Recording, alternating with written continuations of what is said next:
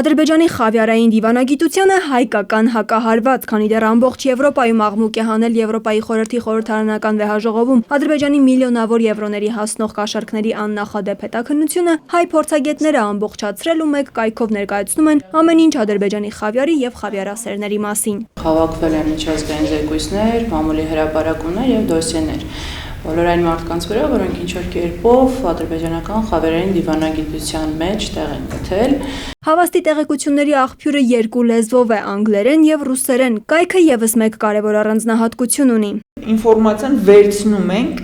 եւ տեղադրում ենք, այսինքն մենք չենք փոփոխում, մենք ոչ մի շեշտադրումներ չենք դնում,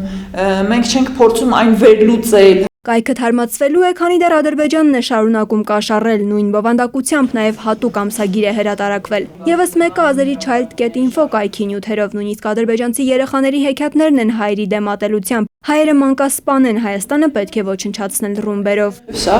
Ադրբեջանի մատყաշ սերունդն է, որը